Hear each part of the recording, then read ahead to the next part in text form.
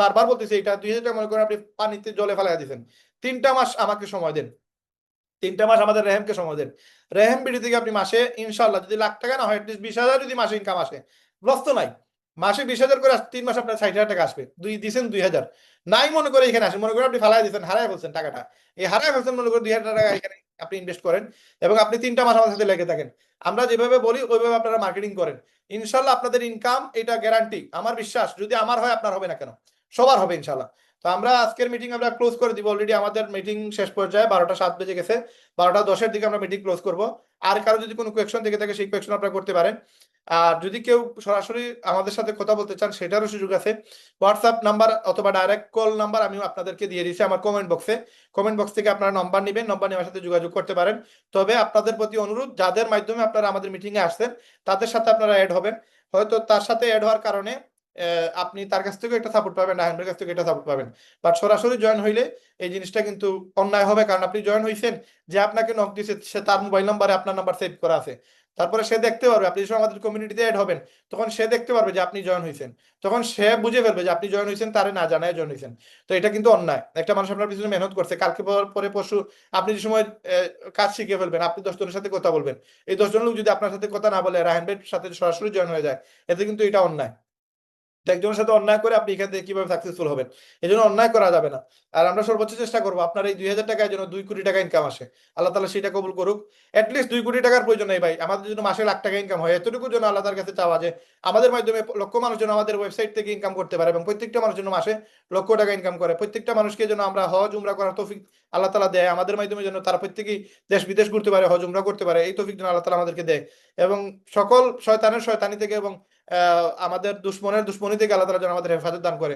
এবং আমরা হালাল ভাবে চেষ্টা করতেছি ইনকাম করার, বাদ বাকি তৌফিক আল্লাহ তাআলা না দিলে কেউই হালাল পথে থাকতে পারবো না।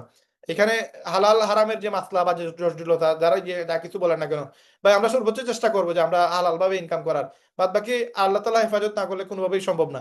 এবং কিছু কিছু বিষয় দেখেন, আপনি যদি গভীরে যান, দিন কিন্তু অত কঠিন না, ইসলাম কিন্তু অত কঠিন না, শরীয়ত কিন্তু এত কঠিন না। আপনি দেখেন যদি আপনি গভীরে যান, গভীরে গেলে আপনি যে ফেসবুক ইউজ করেন এটাও তো মানে হালাল পড়বে না হারাম পড়বে, এটা জায়েজ পড়বে না না জায়েজ পড়বে, এটা ঠিক হবে নাকি বেঠিক হবে, এই সকল আলোচনায় গেলে কিন্তু আমরা মানে নিষিদ্ধদের তালিকায় চলে যাবো, কারণ এইগুলো আলোচনা আমাদের সমাজে হয় না, হইলে কিন্তু মানুষ আর চোখে দেখে বা খারাপ চোখে দেখে।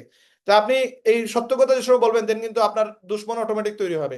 কিন্তু দেখেন ফেসবুক এগুলো কিন্তু আসলে আমরা ইউজ করা ঠিক কিনা, কিন্তু আমরা কিন্তু ফেসবুকটা ইউজ করতেছি কি কারণে, ফেসবুক ইউজ করতেছি আমরা যে আমরা প্ল্যাটফর্ম ইউজ করতেছি ফেসবুকে প্রোডাক্ট সেল করার জন্য, মার্কেটিং করার জন্য, ইনভেস্টমেন্ট আনার জন্য, বা আমাদের এখান থেকে কাস্টমার আসার জন্য, কারণ ফেসবুক এমন একটা জায়গা যেখানে আমরা লক্ষ লক্ষ মানুষদেরকে আমরা ফ্রিতে পেয়ে যাই, কিন্তু এরকম আরেকটা প্ল্যাটফর্ম নাই। তো আমি যদি আমার ইনকামের দিকে চিন্তা করলে ফেসবুক ঠিক আছে রিয়েল, বাট আমি যদি চিন্তা করি যে আমি রিল দেখতেছি, ভিডিও দেখতেছি, ইউটিউবে আমি ভিডিও দেখতেছি, গান শুনতেছি, তো ওই জায়গা থেকে এই জিনিসগুলো যে সময় আমি কথা বলবো আপনারাই আমার খারাপ পাইবেন। কিন্তু এখানে সময় একজন বলতেছে যে ভাই আপনার ব্যবসাটা হালাল নাকি হারাম, তো আমি তারা তো এটা বলতে পারে যে ভাই আপনি যে ফেসবুক চালাতেছেন এটা হালাল হারাম, কারণ ফেসবুক আপনি কি প্রয়োজনে চালান, আমরা তো প্রয়োজনে ইউজ করছি, আপনি তো প্রয়োজনে চালাইতেছেন না। টিকটক আপনি কি কারণে চালাইতেছেন, আমরা তো চালাইতেছি মার্কেটিং করার জন্য, আমি একটা ভিডিও চালালে 50,000 60,000 মানুষের কাছে এই ভিডিওটা ফ্রিতে যাচ্ছে, আমার কোনো ইনভেস্টমেন্ট লাগতেছে না।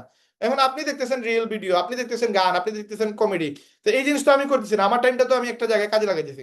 তো এই কথা বলতে গেলেই কিন্তু আমি খারাপ হয়ে যাবো, এই জন্য ভাই আমি এই সকল গভীরে যাবো না, গভীরে গেলে কিন্তু সবাই ধরা খাবো। গভীরে গেলে আমার ফোন প্রয়োজন একটা বাটন ফোন হইলে হয়, শুধু কল আসবে আর কল যাবে। এখন বলবেন না জরুরত আমার হোয়াটসঅ্যাপ লাগবে, ডাইরেক্ট ফ্রিতে আমি দেশ বিদেশ কথা বলতে পারবো, তো এটা জরুরতের জন্য আপনি হোয়াটসঅ্যাপ ইউজ করতে পারেন, বাদ বাকি আপনি কেন ইউজ করতেছেন। তো এই সকল জায়গায় গেলেই প্রবলেম, এই সকল জায়গায় গেলে বেশি বেশি গভীরে গেলে প্রবলেম। লাইক আমি ফোনের বিজনেস করি, 19 বছর হয়ে গেছে, 20 বছর রানিং চলতেছে আমার মোবাইলের ব্যবসা। মোবাইলটা আসলে সেল করা আমার নিজের নিজের দিলে মিনার আসে না, আমি মোবাইলটা সেল করতেছি, এখন পারবো না আমি মোবাইলের ব্যবসা থেকে আমি বাইরে হওয়ারও সুযোগ নেই, কারণ আমার অলরেডি 1 কোটি টাকার মতো ইনভেস্ট, আমি 20 বছর থেকে এই ব্যবসায় করতেছি, আর কোনো ব্যবসাও জানি না।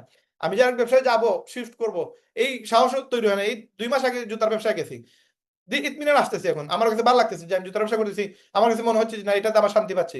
কিন্তু মোবাইল ঠিক করতেছি, মোবাইল রিপেয়ার করতেছি, মোবাইলের কাজ শিখাইতেছি, মোবাইলের ফোন বিক্রি করতেছি, আমার ইতমিনান আসে না, আমার ভালো লাগে না, মানে ফাইসা গেছে এখানে, কিছু করার নাই। কিন্তু এখন যদি বলি এটা হারাম, তাহলে এটা তো আমি হারাম খাইতেছি কি। কিন্তু আপনি যদি গভীরে যান, গভীরে গেলে তো দেখবেন যে মোবাইল দিয়ে করছেটা কি মানুষে, মোবাইল মোবাইল দিয়ে কয়জন মানুষ ভালো কাজ করে, কিন্তু আপনি গভীরে গেলেই প্রবলেম, কিন্তু এই সকল নিয়ে কথা বলা যাবে না। যেহেতু বলা যাবে না এই সকল নিয়ে বলতে গেলে, যে বলতেছে হারাম হালালের ফতোয়া চাইতেছে, উনি ফতোয়া যে দেখতেছে গুগলে গিয়ে সার্চ করতেছে, গুগল কি আপনার ইসরায়েলি পণ্য কিনা বা ইসরায়েলি প্রোডাক্ট কিনা, আজকে কম্পিউটার ইসরায়েলি প্রোডাক্ট কিনা, আজকে যা করতেছেন সবকিছুই তো ইসরায়েলি প্রোডাক্ট। তো এগুলো কথা বললে শুধু কোকা কোলা বাদ দিলাম, স্প্রাইট বাদ দিলাম, এগুলো তো দিন মানে সীমিত না। আপনি সবকিছু বাদ দিতে হবে, কিন্তু সবকিছু কি বাদ দেওয়া সম্ভব? আমাদের 80% মানে জিনিসপত্র এখন মনে করেন ইসরায়েলি। তো এগুলো কথা বললেই মনে করেন আপনি বাদ আমি বাদ, এই জন্য আমি এই কথা যাবো না, এই জায়গায় যাওয়ার প্রয়োজন নেই।